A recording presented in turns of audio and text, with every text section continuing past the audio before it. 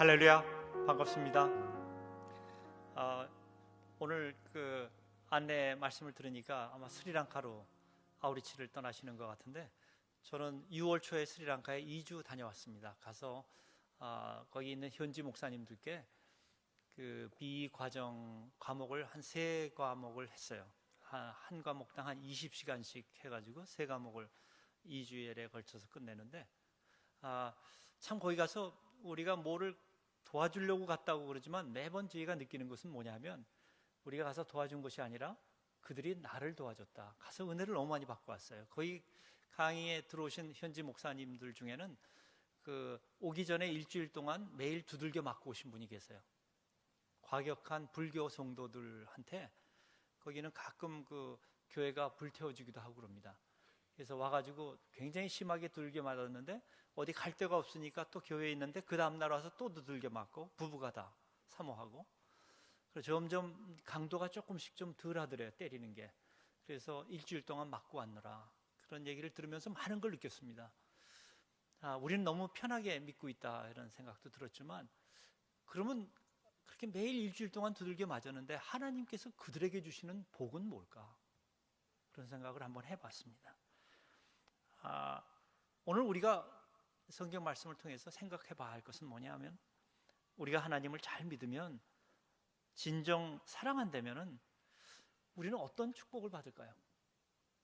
어떤 축복을 받을까요? 돈을 많이 벌게 해주시나요? 또 출세를 하게 해주시나요?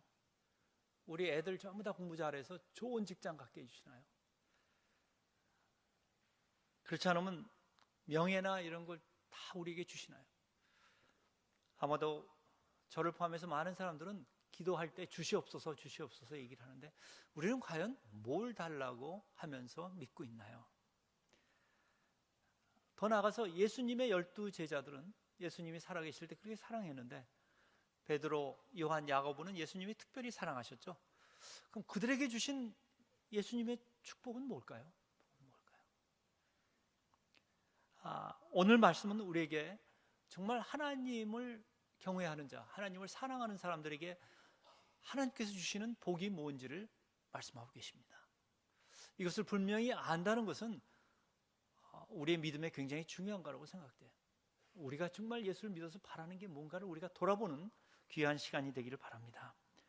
이 시에서는 다윗이 시편 25편은 하나님을 바라보면서 계속 하나님의 인도와 용서를 구하는데, 바로 오늘 말씀 가운데서는 하나님을 경외하는 사람, 하나님을 바라보는 자들에게 하나님께서 주시는 복이 무엇인지를 명확하게 말씀하고 계십니다. 신약에서는 하나님을 경외하는 자를 좀 알기 쉽게 풀어서 썼어요. 구약에서는 경외하는 자가 많이 나옵니다. 근데 경외라는 단어는 우리가 잘 익숙한 단어가 아니에요. 아마 대학교 나와도 안 쓰는 단어예요. 신약에서는 쉽게 풀어서 예수님이 말씀하십니다. 하나님을 사랑하는 자, 하나님을 사랑하는 자에게는 하나님께서 뭘 주실까? 첫째, 하나님께서 우리에게 주시는 축복은 나아갈 길을 가르쳐 주신다고 말씀하십니다. 12절, 그렇다면 여호와를 경외하는 사람이 누구십니까? 주께서 그에게 선택할 길을 가르쳐 주실 것입니다. 하나님께서는 하나님을 사랑하는 자들에게 선택할 길을 아는 복을 주신다고 말씀하셨어요. 우리가 택해야 할 길을 알게 해준다고 얘기를 하죠. 우리의 삶은 선택의 연속이라고 얘기를 합니다.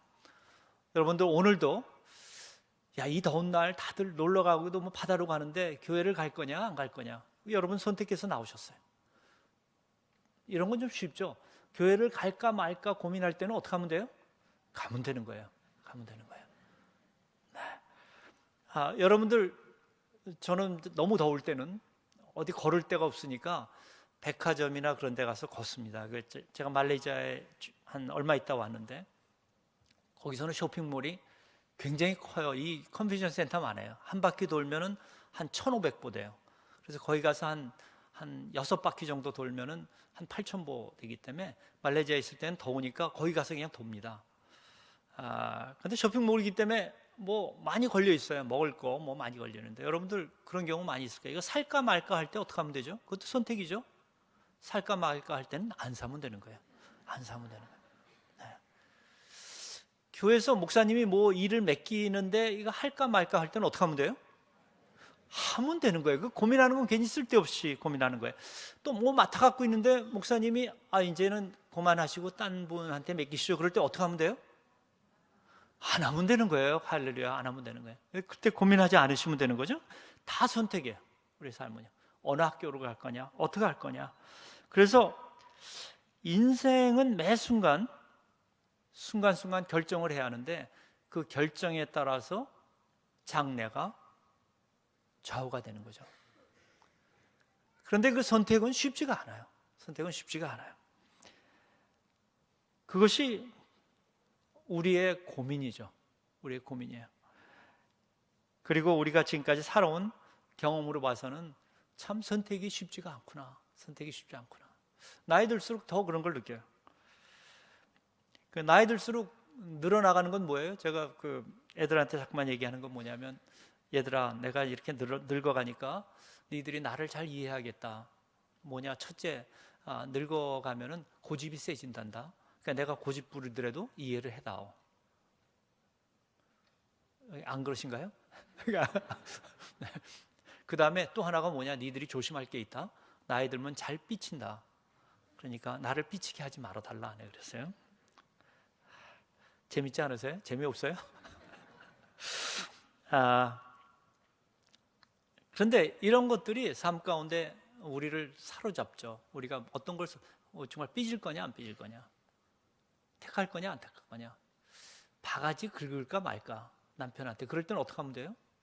안 긁으면 되는 거. 잘 하시네요. 이제 그런 기로에 우리는 항상 나와 있다는 거죠. 그런데 여호와를 사랑하는 자가 받는 축복은 뭐냐? 첫 번째 축복은 뭐냐? 택할 길을 가르쳐 주신다는 거예요. 택할 길을 우리에게 알려주신다는 거죠. 잠언 1장 7절에 그 이유가 나와 있습니다. 말씀대로 여호와를 경외하는 것이 지식의 근본이기 때문이죠. 지식이라는 것이 지혜하고 동일합니다. 그러니까 여호와를 경외하는 것이, 여호와를 사랑하는 것이, 하나님을 사랑하는 것이, 주님을 사랑하는 것이 지혜의 근본이기 때문에 거기에 다 들어있다는 거죠. 택할 길이. 하나님을 사랑한다면은, 주님과 동행한다면은, 예수 안에 있다면은, 말씀 안에 있다면은 선택할 길을 가르쳐 주십니다. 말씀을 통해서 우리에게 나타내 주시죠. 그 길을. 뭐를 통해서? 예배를 통해서. 저는 그래요. 예배가 가장 성령의 임재가, 하나님의 임재가 강력한데요. 그 예배에서 치유가 일어나고 모든 게 일어난다는 거죠. 어떤 분들은 치유 집회에 가야지만 일어나는 줄 알아요. 아니에요. 치유 집회는요, 거기서 말씀을 통해서 치유가 어떻게 되는지 여러분들에게 알려줘서 여러분들이 예배 가운데도 치유가 되게 만들어주는 거예요. 또 큐티하는 중에 우리에게 길을 알려주시고요. 또 OBC 성경 공부하는데도 우리에게 말씀해 주세요. OBC 성경 공부를 갈까 말까 바쁜데 그럴 때는 어떻게 하면 돼요? 가면 되는 거예요. 말씀 가운데 들어가면 되는 거예요. 갈등하지 마세요. 소그룹 나눔 가운데, 1대1 가운데, 또 목사님을 통해서, 교회 지도자를 통해서, 또 동료 성도들을 통해서 하나님은 우리에게 말씀하십니다. 그런데 중요한 것은 말씀해 주신 그 길을 우리가 택해야 한다는 거죠. 택해야 한다는 거예요. 바른 길을 알려주시는 것이 큰 축복이에요. 그런데 그 길을 선택하고 걸어가는 것이 더 축복이라는 거죠. 더 축복이라는 거예요. 길이요 진리요 생명이신 예수께서는 십자가를 통해서 우리를 구원하시고 또 우리가 가야 할 길을 보여주셨습니다. 그리고 성령님을 보내주셔서 우리가 그 길을 선택하고 갈 수 있는 능력을 우리에게 주셨어요. 그 능력이 왜 필요하냐? 길을 아는 것도 중요하지만 선택해서 가는 것은 더 힘들기 때문에 성령님을 보여주셔서 우리가 그 길을 선택하고 걸어갈 수 있게 만들어주셨죠. 그 길은 쉬운 길이 아니에요. 왜 그러냐면 로마서 12장 2절, 아까 장로님 그 말씀하실 때 같이 그 나라와 그 의를 구하는 것, 또 정말 이 세대를 본받지 않는 것이 쉽지가 않다는 거죠. 그래서 기도하셨죠. 이 세대를 본받지 않게 해달라고. 우리는 전부 다 이 세대를 쫓아야 하는 거죠. 왜 그러냐? 익숙한 것에서 떠나기 싫어하니까. 꼭 여기다 놓을 거는 여기다 놔야 한다는 거예요. 바꿔놓으면 힘들어 한다는 거예요. 바꿔놓으면. 우리가 하던 거 그대로 하지 않으면 안 된다는 거죠. 그래서 어떤 때는 하던 걸 우리는 바꿔봐요. 그래서 크리스찬은 뭐냐? 진정한 그 믿음이라는 것은 뭐냐? 익숙한 데서 떠나는 거예요. 왜냐하면 이 세대에서 떠나는 거예요. 세상에서. 익숙한 거에서. 우리는 익숙한 거에서 떠나지 않으려고 그래요. 그래서 남이 하는 대로 하고 싶어요. 그리고 세상이 보기 좋기 때문에 쫓아하려는 거죠. 그게 나한테 유익하기 때문에, 그게 돈을 좀 더 버는 길이기 때문에 손해보는 걸 안 하려고 한다는 거죠. 남들이 다 아는 것을 안 하면 주위 사람들이 불편해요. 그래서 어떤 분은 이렇게까지 얘기합니다. 정말 믿음이 있는 사람이 옆에 있으면 불편하다는 거예요. 불편해요. 그런데 만약 우리가 어디 가도 사람들이 우리 때문에 불편한 게 하나도 없다 그러면 우리 믿음 다시 한번 생각해 보라는 거예요. 예를 들면 이런 거죠. 누가 CD를 빌려달라고 그래요. 왜 그래? 복사하려고. 복사하는 건 불법 복제이기 때문에, 도둑질이기 때문에 안 돼. 여러분 그럴 자신 있으세요? 못 빌려줘. 네? 그런 사람이 있으면 얼마나 불편해요? 그런 사람이 있으면 왕따 당하나요? 당하죠. 제가 아는 목사님은 신학대학 다닐 때부터 누가 CD 빌려달라면 왜 그래? 들어. 그래. 아니야, 복사하려고 그래. 안 빌려줬어요. 신학대학 다닐 때 왕따 당할까요? 안 당할까요? 왕따 당하죠. 지금도 좀 왕따 당하고 계세요. 그런 거 안 하니까. 여러분들 물건 사러 갔어요? 그랬더니 상인이 카드를 쓰시면은 11만 원인데 현찰을 내시면 10만 원에 해드릴게요. 그랬더니 옆에 권사님이 우물쭈물하니까 현찰 없으면 내가 꿔줄게. 그럴 때 여러분들 어떻게 하시겠어요? 그 사람은 왜 10,000원씩 깎아줄까요? 네? 네. 그럴 때 크리스찬은 어떻게 해야 할까요? 탈세하는 거 방조할까요? 어떻게 할까요? 고민이에요. 누가 옆에서 돈 꿔주려고 그럴 때 안 돼. 나는 그냥 카드로 낼래. 그러면 얼마나 불편해요? 네. 그러니까 우리 삶 가운데 보면은 하나하나 믿음의 순간순간, 우리 삶의 순간순간에 항상 우리가 정말 믿음의 길을 택하냐, 세상 길을 택하냐가 그게 매번 우리를 시험하고 있다는 거죠. 그래서 우리에게 보여주시는 길은 쉬운 길이 아니에요. 높아지려면 낮아지라고 말씀하세요. 살려면 죽으라고 말씀하세요. 오른밤 때리면 왼밤 내놓으라고 그래요. 여러분들 남편이 들어와가지고 예를 들면 이런 거죠.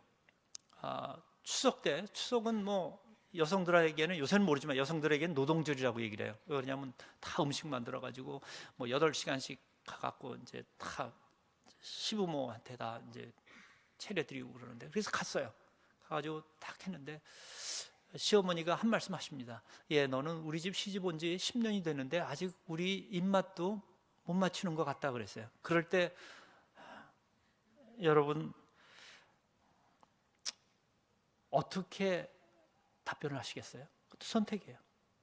그래서 참았어요, 그때는. 그래서 그래요, 어머님 아직도 배울 게 많아요. 열심히 가르쳐 주세요 그랬어요. 거기까지는 괜찮았어요. 옆에 있던 시누이가 한마디 하는 거예요. 정말 참 언니는 정말 참 손재주가 참 너무 없는 것 같아. 그럴 때 여러분들 뭐라고 해야 죽는 걸까요? 그게 다 우리 믿음이라는 게 딴 게 아니에요. 그때 나타나는 거죠. 그래서 그때도 꿀꺽 참았어요. 그래, 순종하자. 예수님이 이미 길을 보여주셨는데, 그래, 내가 정말 그래서 요새 백선생 프로그램도 열심히 보고 이제 그럴 거야. 심 무슨 선생님도 계시죠. 열심히 보고 배우려고 그래. 거기까지도 또 좋았어요. 그런데 남편이 한마디 하는 거예요. 나도 사실은 참기 힘들었어. 그럴 때 여러분들 어떻게 하실 거냐는 거죠. 그때 우리가 선택을 어떻게 할 거냐는 거죠. 어떻게 할 거냐. 한 20년 전쯤에서 20년 조금 더 됐네요. 서경남 목사하고 저하고 같은 팀이었었어요. 전 집사로 내적 치유 팀장이었었고, 서경남 목사께서 그때 내적 치유 담당 목사였었어요. 서빙고에서. 그래서 같이 사역을 재밌게 했는데 2년쯤 지나는데 하영주 목사님이 그러세요. 두 사람 다 내려놓지 그래요. 여러분들 아마 사역하다 내려놓지 그런 경우가 있을 거예요. 제가 서경남 목사야 뭐 아무 얘기도 못 하는 거죠. 담임 목사님이 내려놓으라면 내려놓는 거죠. 저는 집사인데 가만히 생각하니까 뭔가 아닌 것 같아요. 그래서 하영조 목사님한테 쫓아갔어요. 그래서 목사님, 내려오는 건 좋은데 서경남 목사가 내려놓는다면 제가 침장은 1년 더 했으면 좋겠습니다. 왜 그러냐면 그래야지만 연속성이 있으니까. 그리고 제가 그만두면 서경남 목사님이 1년만 더 있게 해주십시오. 이렇게 말씀을 드렸어요. 굉장히 이성적이죠. 그랬더니 하영조 목사님 저를 가만히 이렇게 쳐다보고 있더니 웃으면서 그냥 내려놓으세요 그러는 거예요. 근데 제가 자존심이 있지 그냥 물러설 사람입니까? 그래서 자존심을 십자가에 매일 못 박았다고 입으로는 얘기하지만 그땐 또 다시 십자가에서 내려오는 거죠, 자존심이. 그래가지고 다시 말씀드렸어요. 아니 그러면은 그것도 목사님, 그것도 젊은 목사가 또 이거 맡아갖고 하면은 매번 우리가 당하는 게 뭐냐면은 우리가 다 해봐서 안 되는 거 또 하겠다고 막 그러고 6개월 동안 하다가 또 원위치하고 그거 어떡합니까? 실수하는 거. 그랬더니 가만히 쳐다보시든지 그래도 그냥 내려오세요. 그래. 그럼 그 목사님은 그러면 뭐 어떻게 되는 겁니까? 그랬더니 그 목사는요 실수해서 배운다는 거예요. 우리가 보는 관점이 완전히 틀린 거예요. 실수해서 그 목사는 발전한다는 거예요. 한마디 제가 또 했죠. 자존심이 또 내려온 거예요. 그래갖고 그럼 목사님 고생하는 팀원들은 어떻게 하실 거예요? 그랬더니 가만히 쳐다보더니 그 사람들은요 겸손함을 배운대요. 제가 충격을 받았어요. 충격을. 저는요 세상적으로 생각해서 그러면은 어떻게 하고 다 그랬는데 하영조 목사님은 뭐를 본 거예요? 그걸 뛰어넘어서 목사는 그걸 통해서 성숙해가고 성도들은 어떻게 해요?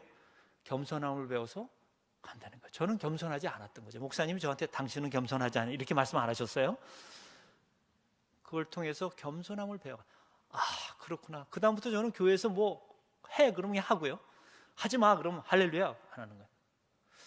그걸 몰랐다는 거예요. 말로만 뭐 내가 그리스도와 함께 십자가에 못 박혔나니 그런즉 이제는 내가 산 것이 아니라 오직 내 안에 그리스도께서 산 거라고 그러지만 평소에는 잘 나가지만 실제로 막상 생기면요 하나도 안 그렇게 행동하는 제 모습을 봤던 거죠. 이미 우리에게 길을 보여주셨어요. 자존심을 예수님과 함께 십자가에 못 박으라고 하셨지만 아직도 누가 무시하면 분노가 튀어나온다는 거죠. 그렇기 때문에 가족 간에 또 교회 안에서 분열이 일어나고 여러 가지 문제를 생기는 거예요. 문제가 생겨요. 저는 예전에 이제 회사 다니면서 집에 있는 차가 산타모라는 차를 탔었어요. 처음 나왔을 때 LPG 가스차입니다. 요새도 가끔 옛날 차 돌아다니는 게 산타모. 별로 고급차가 아니에요. 그래서 호텔에 가면요 5성 호텔 같은 데 딱 가면요 차를 세우게 할까요? 못 세우게 할까요? 그 벨보이가 대부분 반말 비슷하게 얘기합니다. 절로 가 그래요. 그럴 때 여러분 기분 좋아요? 나빠요? 그냥 절로 가라 그러면 뭐라 그럴까요? 반말같이 어떻게 해야 할까요? 어떤 선택을 해야 할까요? 그냥 가면 돼요. 그냥 가면 돼요. 네? 거기 기분 나빠서 뭐 나를 뭐 하고 뭐 또 십자가에 자존심 다 못 박았다가 그때는 얼른 또 내려오는 거예요. 참 예수님이 저보면 한심하셨을 거예요. 그럴 때 그냥 호텔 보이가 벨보이가 반말 비슷하게 가 그러면 할렐루야 그러고 가면 되는 거예요. 가면 되는 거예요. 주님께서 말씀을 통해 선택할 길을 알려주셨지만 아직도 우리는 분노하는 길, 미워하는 길을 걸어가고 있는 나 자신을 봅니다. 그렇기 때문에 가정이 파괴돼요. 교회에 분열이 일어나는 거죠. 이렇게 우리 모두는 나약한 존재예요. 자기 보기에 좋은 길을 택하고 곧 후회합니다. 말씀으로 가르쳐 주시는 길은 잘 알지만 자존심을 십자가에 못 박이라는 건 잘 알지만 오른밤 때리면 왼밤 내놓고 나보다 남을 낮게 여기라는 것은 잘 알지만 자신도 모르게 상황이 부딪히면 거꾸로 길을 택하는 우리 자신을 봅니다. 유진 피터슨 같은 사람은 이런 얘기를 해요. 여러분들 성경 공부 더 하지 말래요. 아니 원수 사랑하는 거 모르는 사람 아무도 없는데 아직도 미워하면서 뭘 성경 공부 더 하냐는 거예요. 다 알고 있는데 나보다 남을 낫게 여기라는 거 다 아는데 하나도 안 하면서 뭘 성경 공부를 더 하냐는 거예요. 그냥 아는 것만 그냥 하려는 거죠. 하려는 거예요. 참 저는 일리가 있다고 생각해요. 꼭 저보고 말씀하시는 것 같아요. 저보고. 그래서 미국 사람이 얘기해도 동양 사람한테도 맞는구나. 네?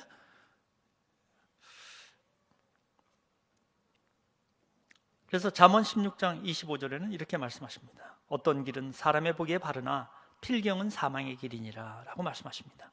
우리는 돈 때문에 더 성공하려고, 좀 더 명예를 얻으려고, 또 성적인 욕심을 채우려다가 TV 화면을 장식하는 사람들을 우리는 많이 봅니다.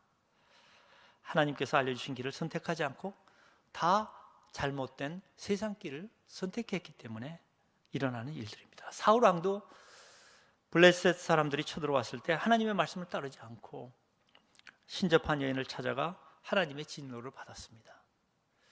사울 왕이 몰랐을까요? 사울 왕은 다 잘 알았어요. 하나님 앞에 어떻게 나가는지도 알고 어떻게 믿는지도 알았지만 막상 위급한 상황이 왔을 때 하나님의 길을 택하지 않고 세상 길을 택하는, 바로 그런 것 때문에 하나님의 진노를 받을 수밖에 없었습니다. 우리 삶 가운데도 이런 급한 상황이 나타나죠. 예수님께서 너희가 나를 믿어? 주일날도 어디 안 가고 이렇게 교회 나와 너무 이뻐. 더군다나 뭐 OBC 강의도 듣고 뭐 1대1도 하고 뭐 새벽 기도까지 나와. 네한테는 고난이 없을 거야. 만사에 형통할 거야. 이렇게 말씀을 성경에서 안 하시더라는 거예요. 안 하시더라는 거예요.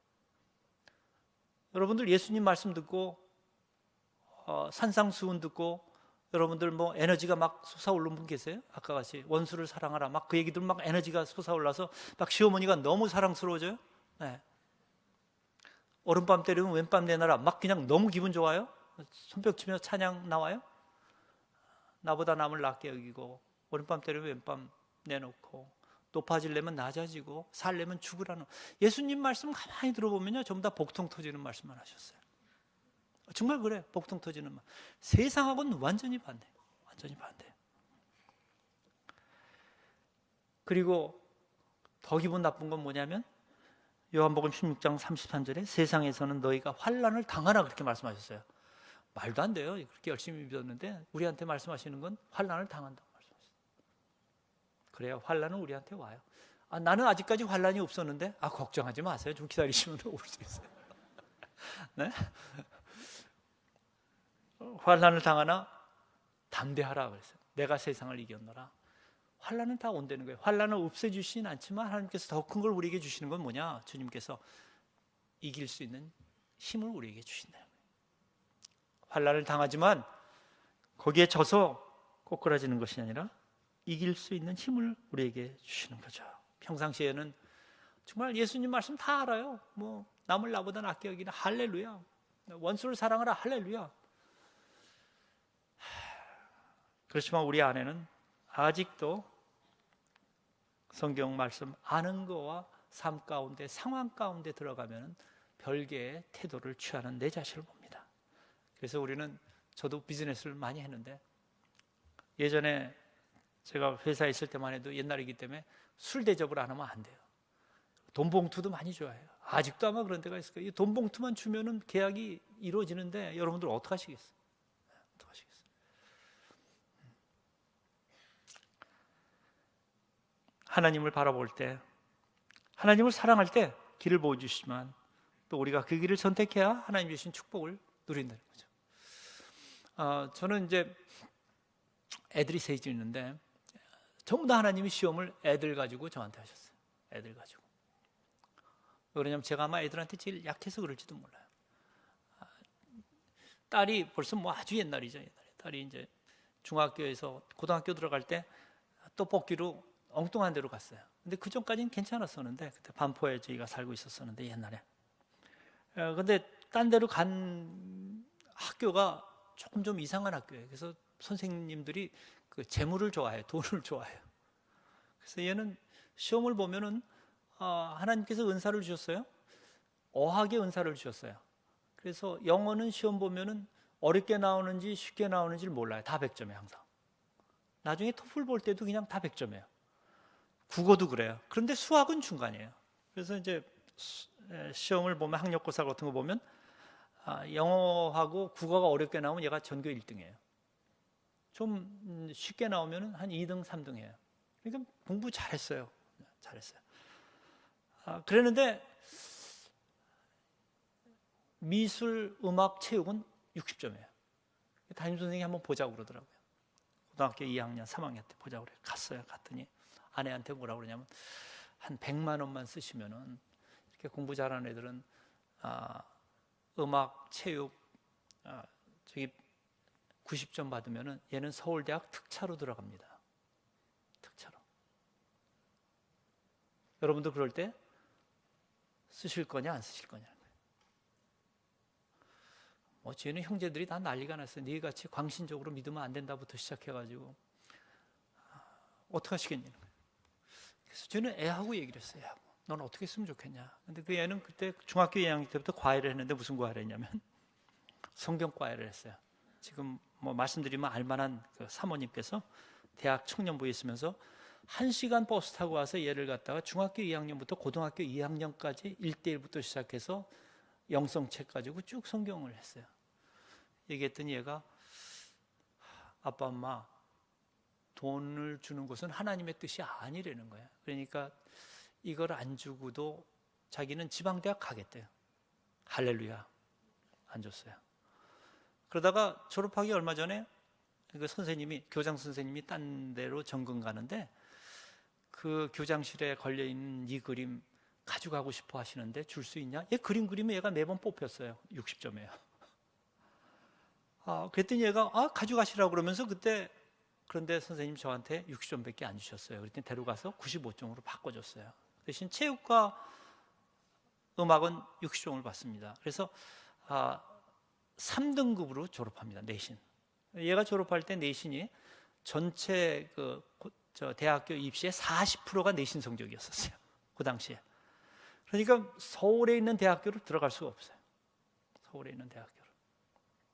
근데 참 재밌게도 얘는 수학을 못하는데 우리나라 입시 역사상 문과도 수학 1 시험을 봐야 하는데 그 한 해만 연대에서 수학 1을 안 보고 제2 외국어를 택할 수 있게 돼 있었어요. 그래서 하나님은 다른 길을 열어주셨어요. 물론 서울대학 못 들어갔어요. 그렇지만 걔한테는 하나님께서 다른 축복을 주신다는 거예요. 그 과정 중에 시험을 치는 과정이나 모든 것 중에서 하나님께서 가르쳐 주신 것은 뭐냐? 네가 나를 의지하면은 내가 너에게 복을 주시리라. 복 준다는 것이 서울대학 들어가게 해줬다는 게 아니에요. 하나님과 동행할 때 주는 축복을 알게 해주시더라는 거죠. 그런 것들이 하나님께서 정말 택하신 길을 우린 다 알아요.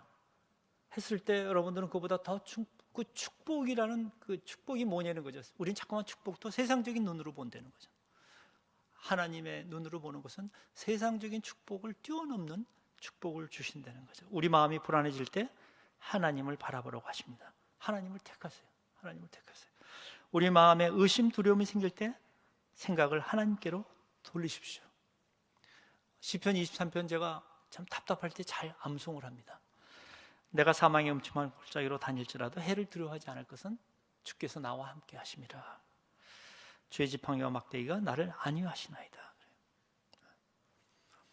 함께 하신다는 거예요. 사망의 음침한 골짜기로 안 보내는 게 아니에요. 들어가 있지만 함께 하신다는 거예요. 더 기가 막힌 건 뭐냐면 여호와는 나의 목자시니 내가 부족함이 없으리로다. 다윗이 이런 찬양을 할 때 있는 상황 보면요, 상황은 형편없어요. 저는 이스라엘 성지순례 가면서 아둘람 동굴로 올라가 봤어요. 올라가는데요, 젊은 사람들 숨이 여기까지 차요. 올라가 보니까요, 거기 샤워 시설이 있을까요, 없을까요? 아무것도 없어요. 물이 있을까요, 없을까요? 우리 성경 보면 매일 뭐 가지고 싸웠어요? 우물 갖고 싸웠잖아요. 물도 없어요. 어떻게 길어다 살았는지 모르겠어요. 그런 데서 있으면서 도망 다니면서 다윗이 부른 찬양이 쓴 시가 여호와는 나의 목자시니 내가 부족함이 없다. 내가 볼 땐 뭐 이상한 사람이에요. 돈 사람이에요. 네? 거기다가 더 기가 막힌 건 뭐냐면 그가 나를 푸른 초장에 누이시며, 여러분들 성지순례 갔다 오신 분이 계실 거예요. 이스라엘 가보면은 거기에 푸른 초장이 있나요, 없나요? 눈 씻고 봐도 없어요. 맨 돌자군이에요. 거기 다윗은 뭐 허상을 받나요? 뭐 너무 힘들어가지고 헛개비를 받나요? 푸른 초장에 누인데 더군다나 쉴 만한 물가로 인도해 준대요. 우물대 매일 싸우는 데인데 물이 없어서 그러는 데인데. 다윗은 왜 이걸 찬양했을까요? 왜? 삶 가운데 어떻게 보면은 그렇게 힘든 데서 매일 쫓겨다니면서 부른 찬양이 이거라는 거예요. 진정한 축복은 뭘까요? 우리 마음에 절망이 스며들 때 나를 통해서 역사하실 하나님을 바라보라 합니다. 로마서 8장 28절 우리가 알거니와 하나님을 사랑하는 자 그 뜻대로 부르심을 입은 자들에게는 모든 것이 합력하여 선을 이룬다. 선을 이룬다. 이것이 여러분 삶 가운데 이루어지고 있습니까? 믿으시나요? 이것이 이루어지고 있다는 거예요. 그것이 하나님의 약속이에요. 그래서 우리는 마태복음 6장 33절 같이 그런즉 너희는 먼저 그의 나라와 그 일을 구하라. 그럼 이 모든 것을 너에게 더해 주신다고 하나님께서 약속하셨어요. 어떤 상황에도 하나님을 먼저 묵상하고 또 하나님의 길을 계속 걸어가는 사람들에게는 하나님께서 특별한 축복을 주시는 거죠. 여러분들 상황은 어려울 수 있어요. 고난은 와요. 그렇지만 그 고난 가운데도 하나님이 가르쳐 주신 그 생명의 길을 걸어가는 여러분 되기를 축원합니다.